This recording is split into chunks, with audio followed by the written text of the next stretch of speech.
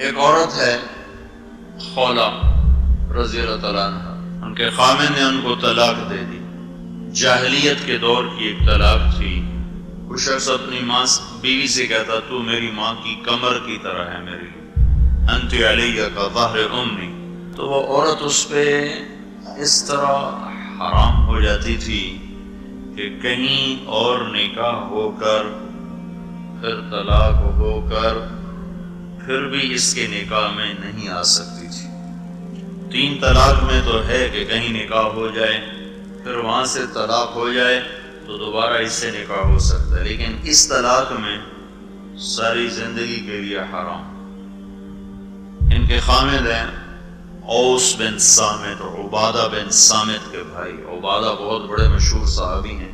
وہ آ گئیں اللہ کے نبی کے پاس۔ حضرت عائشہ رضی اللہ تعالیٰ عنہ اللہ کے نبی کنگھی فرما رہے تھے، میرے خامد اوس نے میرے ساتھ زہار کر دیا ہے۔ زہار ظہر کمر، تو اشارہ ہوتا تھا، تو اس میں کیا حکم ہے آپ کا؟ تو آپ نے فرمایا حرمت علیہ، تو اس پہ اب حرام ہو۔ وہ کہنے لگی نظر ثانی فرمائے، وہ میرا بڑا محبوب ہے، مجھے اس سے محبت ہے، اسے مجھ سے محبت ہے، میرے بچوں کا باپ ہے، آپ نظر ثانی فرمائے۔ پھر آپ نے کہا حرمت علیہ، تو حرام ہو۔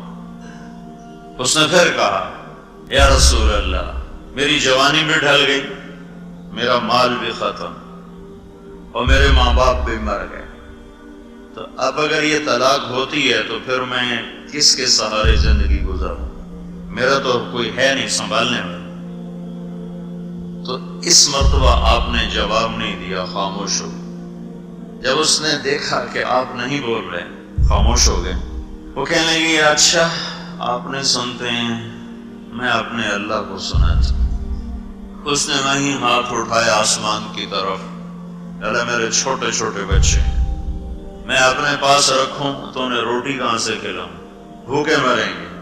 میں باپ کے پاس چھوڑوں تو تربیت کون کرے گا؟ ضائع ہو جائیں گے۔ یا اللہ اپنے نبی کی زبان پر میرے حق میں فیصلہ اتار۔ یہ نہیں کہا اللہ تعالیٰ کو کہ جو تیرے دربار میں شریعت کا فیصلہ ہے وہ اتار۔ دربار میں یوں درخواست پیش کی کہ تیرا جو فیصلہ آئے میرے خلاف نہ آئے، میرے حق میں آئے۔ اور یہ کہہ کہ اس نے شور مچانا شروع کیا، تو ایک دم اللہ کے نبی پر وحی اترنا شروع۔ تو عائشہ رضی اللہ تعالی عنہ نے خولا سے کہا خولا چپ ہو جا، وحی آ گئی۔ تو جب اس نے اللہ کے نبی کو دیکھا تو وحی کا پتہ چل جاتا تھا، آپ کا رنگ بدلا ہوا، آنکھیں بند، ماتھے پہ پسینہ، اور حالت اور طرح ہوتی تھی۔ تو اس نے اور زور سے رونا شروع کر دیا کہ پتہ نہیں یہ میرے حق میں فیصلہ اب آئے گا یا میرے خلاف آئے گا۔ تو جب وحی ختم ہوئی ہے تو آپ نے آنکھیں کھول کر مسکرا کر فرمایا خولا تمہیں مبارک ہو، اللہ نے تیرے حق میں فیصلہ دے دیا۔ اپنے نبی کے فتوے کے خلاف، اپنے نبی کے فتویٰ کے خلاف اپنی ایک بندی کے حق میں فیصلہ دیا۔ اور صرف یہ خبر نہیں تھی کہ جبریل لے کر آ جاتا کہ یہ طلاق ختم کر دی گئی ہے، بلکہ جبریل قرآن لے کر آیا اور اسے قیامت تک قرآن کا حصہ بنا دیا گیا۔ اور 1429 سال ہوں یا 14,029 سال ہوں، خولا کا ذکر جب تک قرآن موجود ہے گونجتا رہے گا۔